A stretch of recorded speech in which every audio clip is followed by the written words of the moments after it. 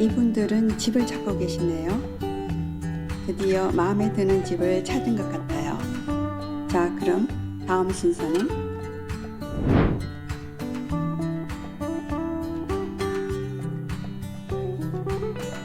여러분 안녕하세요. 센츄리 21 하와이안 스타일 브로커 인차지 에이미 김입니다. 여러분이 이제 마음에 드는 집을 찾아 막상 오퍼를 넣으려고 하면 이렇게 14페이지나 되는 영문 구매 계약서를 접하게 되는데요. 이 서류에 서명을 하시라고 하면 두려움과 함께 상당한 심적 부담감을 느끼게 됩니다. 여기에 추가 약정문이나 보충 서류들을 포함하면 20장이 넘는 서류가 되지요. 물론 요즘은 구글 번역이 좋아서 번역해서 보시는 분들도 많지만 하와이 현지인들에게도 부동산 용어는 상당히 어렵다고 해요. 일반 부동산 계약은 모두 이 하와이 부동산 협회에서 발행한 구매 계약서를 사용합니다. 그래서 오늘의 주제는 이 14페이지에 해당하는 구매 계약서에는 어떤 내용들을 포함하고 있는지 요약해서 설명해 드리려고 하니까 보시기 전 구독, 좋아요, 알림 설정 잊지 마시기 바랍니다. 그럼 구매 계약서를 한번 볼까요? 구매 계약서에는 반드시 필요한 조항들이 있는데요. 제가 중요한 부분만 발췌해서 설명해 드리도록 하겠습니다. 우선 제1페이지를 보실게요. 1페이지에는 매매 부동산에 대한 정보가 나와 있습니다. 텍스맵 키라는 고유 세금 번호가 모든 부동산에 있거든요. 그래서 반드시 이 세금 번호와 법적인 주소가 기입됩니다. 그리고 그 아랫부분을 내려가 보시면요. 판매자와 구매자를 대표하는 부동산 회사가 기재됩니다. 미국에서는 판매자와 구매자가 직접 만나서 거래하는 방식이 아니고 판매자와 구매자를 대표하는 부동산 회사가 객관적인 방식으로 문서로 이런 내고를 하기 때문에 상당히 판매자와 구매자의 권리를 보호하는 데 도움이 됩니다. 여기서 잠깐 한국과 미국의 문서 표기법의 차이점을 보시겠습니다. 그 다음으로 매매 액수와 지불 조건에 대한 내용은 페이지 2에 기재되어 있습니다. 현금과 중도금, 잔금을 언제 어떻게 지불할 것인지 기재되어 있죠. 그리고 아랫부분으로 내려가면 이 부동산의 주소와 주택인지 콘도인지 방은 몇 개인지 화장실은 몇 개인지 또 실내 사이즈, 대지의 사이즈 그리고 파킹은 어떻게 되는 건지 파킹 번호 같은 것이 기입됩니다. 또 에어컨은 어떤 스타일인지 또 부착된 가구는 무엇이 있는지 등을 마크하는 부분들이 있어요.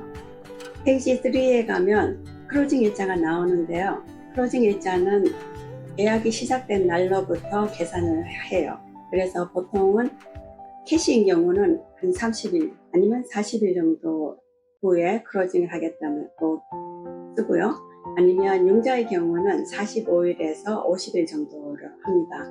그리고 만약의 경우를 대비해서 양측 어느 쪽에서든지 1주나 2주 정도 연장하는 옵션을 넣는 것이 좋습니다. 그리고 아랫부분을 내려가시면요. 에스크로를 어느 회사로 할 건지 또 에스크로 오피서는 누구로 할 건지도 미리 지정합니다.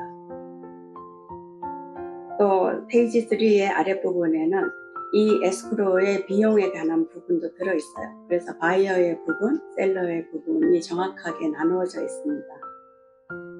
앞부분에 지불 방법에 대해서 나왔었는데요. 이제 페이지 4에서는 상세한 지불 내용이 들어있습니다. 만약에 캐시일 경우에는 언제까지 자금 증명을 하겠다. 그리고 융자의 경우는 언제까지 사전 승인서를 제출하고 또 조건부 융자 승인을 제출하고 또 언제 최종 융자 승인을 제출하겠다는 이 날짜들이 다 기술되어 있습니다. 페이지 4의 아랫부분에는 등기 서류 및 명의 검사 기간이 들어갑니다.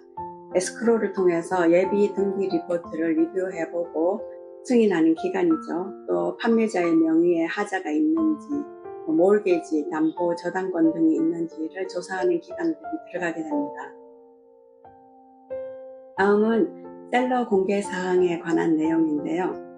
셀러가 이 부동산에 관해서 알고 있는 모든 내용을 언제까지 바이어에게 제출해 달라고 요구하는 것입니다. 또 바이어는 며칠간 리뷰를 하겠다는 내용이죠. 예를 들어서 법적인 문제라든지 또 콘도의 문제라든지 또 현재 공동체가 무엇을 하고 있는지 등 또 이웃이라든지 소음, 수리를 한 것이 있는지 아니면 현재 어떤 하자가 있는지 여기에 대해서 모든 것을 셀러는 양심적으로 기술을 해야 되는 것이죠. 다음은 인스펙션에 관한 조항입니다.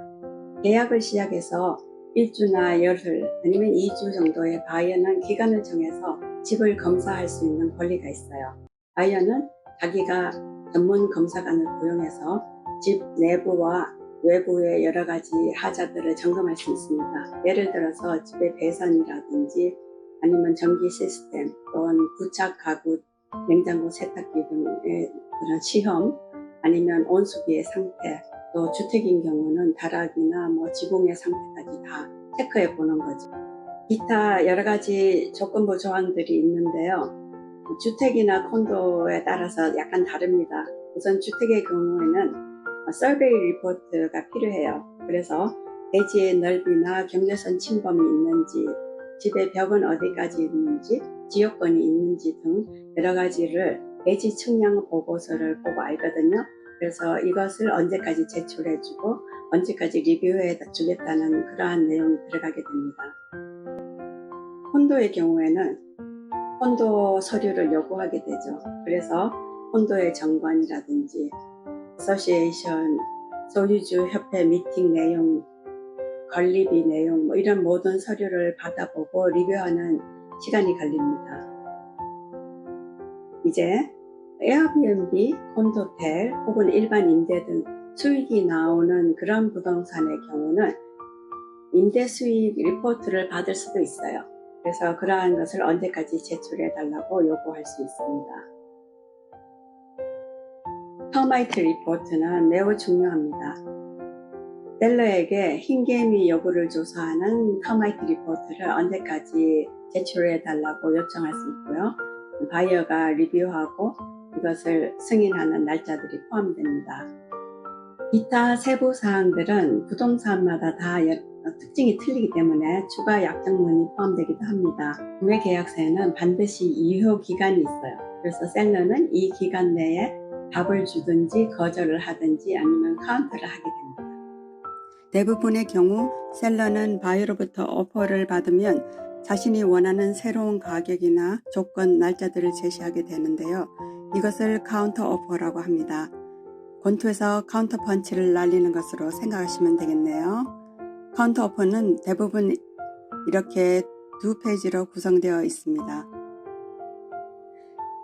마지막으로 한 가지 더, 계약에 나타나는 모든 날짜와 시간은 하와이 시간을 중심으로 한다는 것 꼭 기억하시기 바랍니다. 구매 계약서는 일단 리뷰가 끝나면 다큐사인 같은 전자서명으로 진행이 가능합니다. 그러면 저는 여기서 인사드릴게요. 다음에 더 좋은 컨텐츠를 가지고 여러분을 만나 뵙겠습니다. 시청해 주셔서 고맙습니다.